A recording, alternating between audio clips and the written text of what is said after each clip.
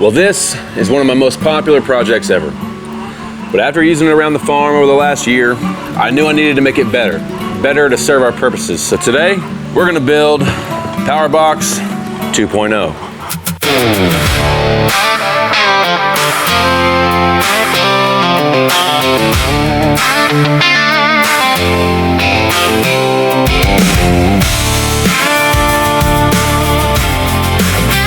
Guys, so I've got everything laid out here. I've gutted the old battery box. This is gonna be our new one. It's slightly larger. Last time we built it out of an Apache 2800. This time we're gonna use an Apache 3800. Now, no other reason really, except for I have one of these, so I didn't have to go buy one, but this is from Harbor Freight, Apache 3800. It is a Pelican style case. They work great. You can get these at Harbor Freight for about 39 bucks. We're gonna be using a 50 amp hour, 12 volt battery. This battery I have used for a couple years now, and it's fantastic. We're going to give this box the ability to solar charge with a solar charge controller. One of the SAE inputs is going to be for solar. One SAE input is going to be for shore power. And then of course we're going to add in some USB, two USB-C PD ports and one USB-A QC 3.0 port. These are switched individually. I have found out these switches are a little buggy, and so I'm going to be putting these on one of these rocker switches so I can make sure I kill the box power. When the box sits for a long amount of time, these have a tendency to turn themselves on and phantom power draw even though nothing's plugged into it. I've got a 12 volt cigarette lighter style plug. This is super useful, guys.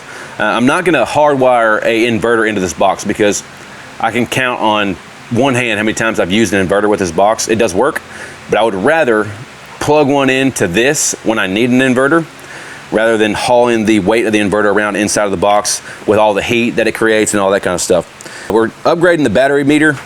This is a display here, and it includes a shunt. A shunt is super important for monitoring lithium batteries. Last time, the battery meter that we put on the box did not include a shunt, and while it did work, it wasn't as accurate as I would like for it to be.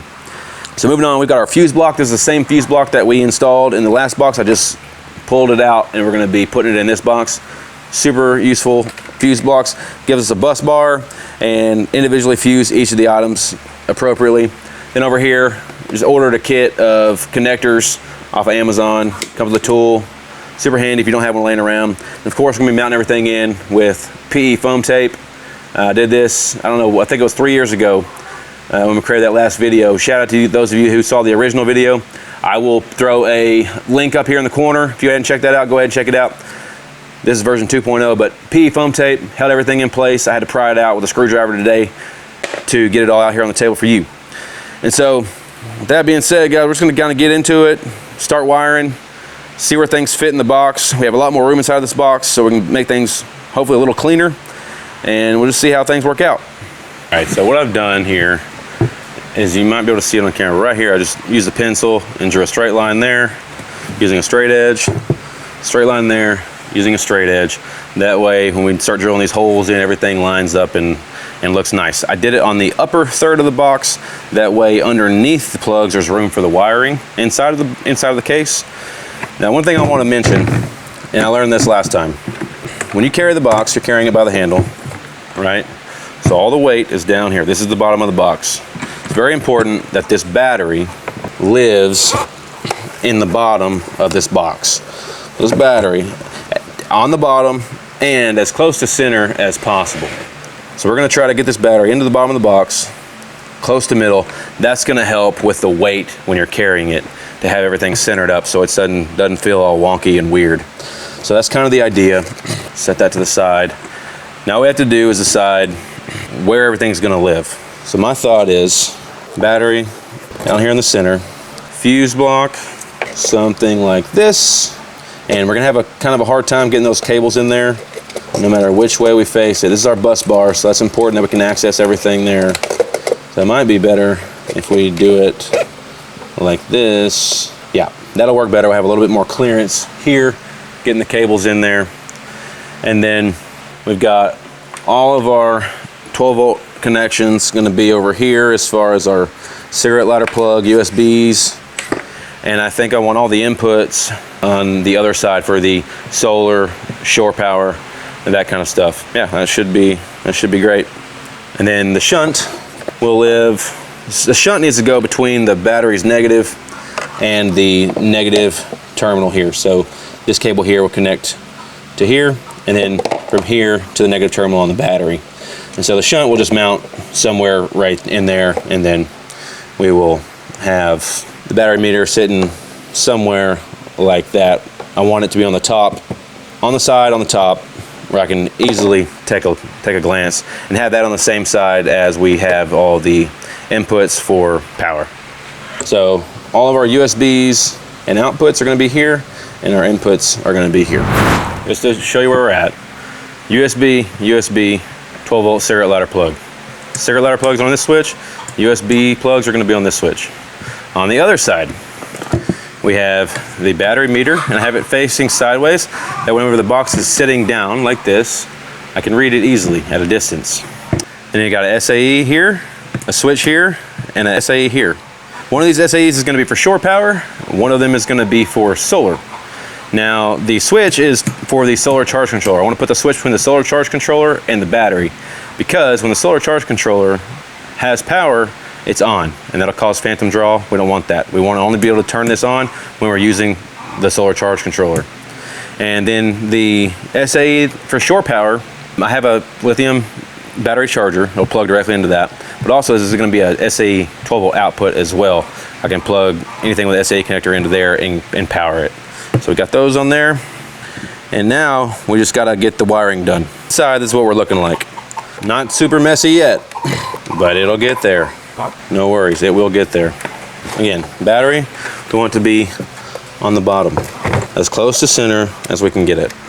The fuse box is going to go on this side, something like this right here. I have access to our powers.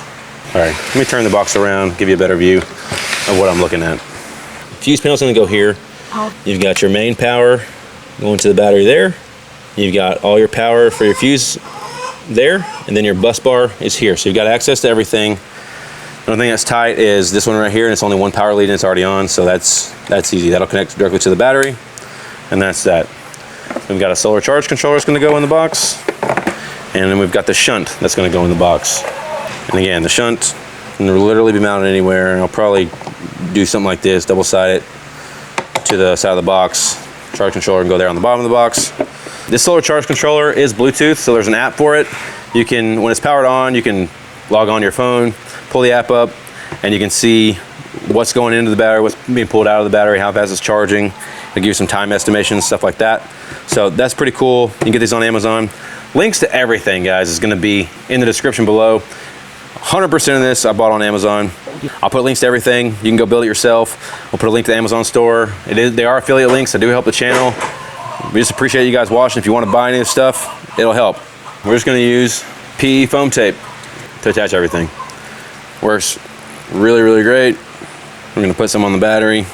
Just helps things from moving around inside the case, which I find to be very helpful.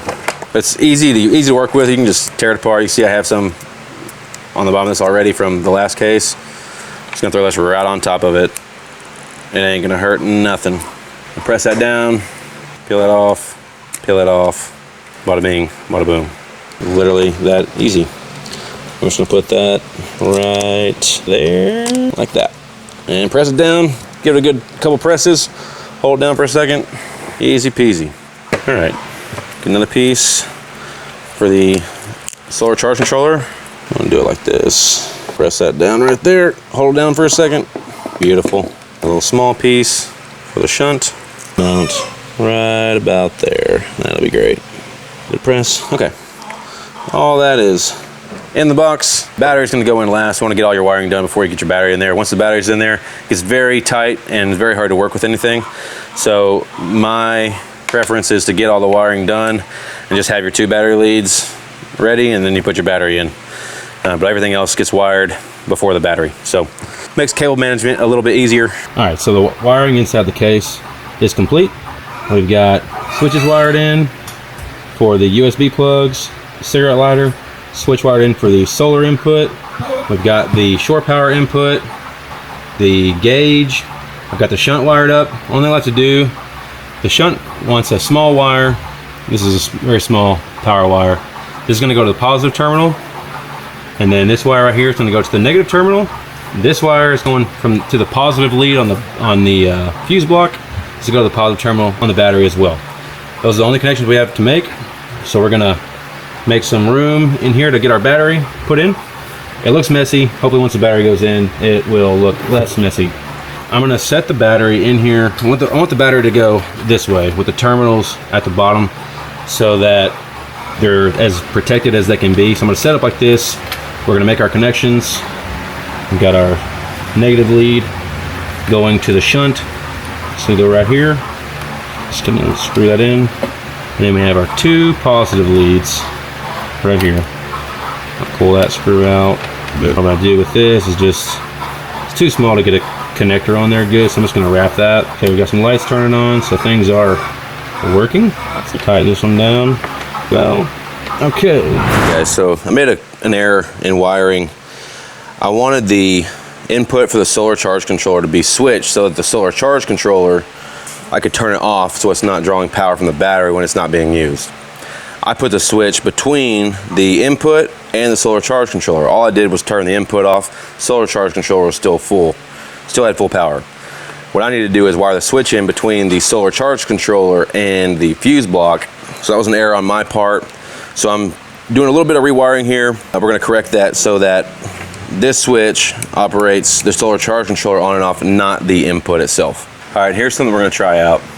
This switch here that I drilled out for the solar charge controller, I drilled out the hole just a little bit too far.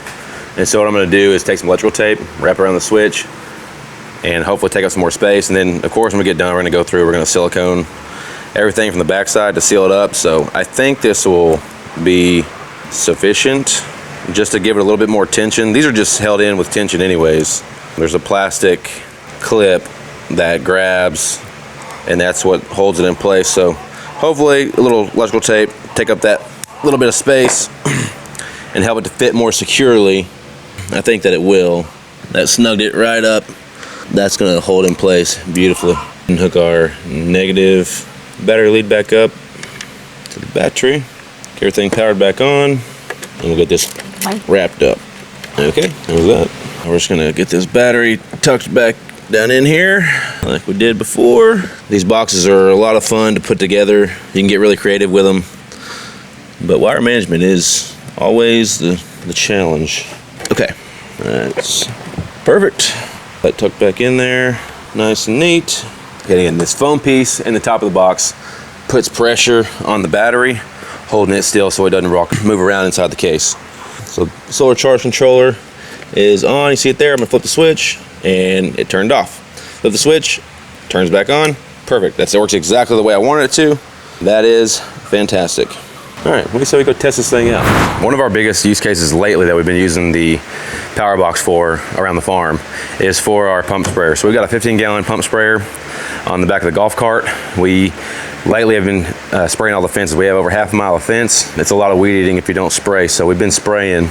This SAE connector on the side is perfect for that. Plug that in, pumps on. It's the same port that we're gonna use to charge it with on shore power with our lithium charger.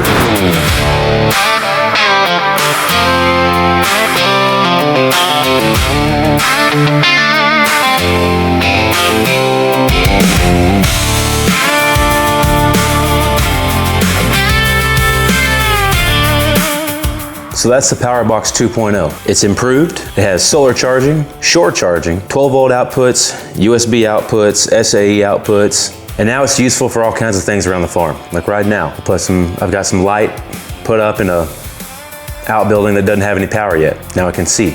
Simple switch. And the best part is, everything you need to build one is right here in this video. Follow the steps, make modifications as you see fit. Make it work for you just the way I did this one for me. If you haven't seen the original build, I'll put a card up here in the top corner. Go ahead and check that out. It's been the most popular video on this channel, and we wanted to improve on it. So if you're into DIY projects like this, I'd consider subscribing. There's plenty more projects just like this to come in the future. New videos coming up every Friday at 6 p.m. Well, that's it for this episode, guys. Thanks for watching. We'll see you next time. Peace.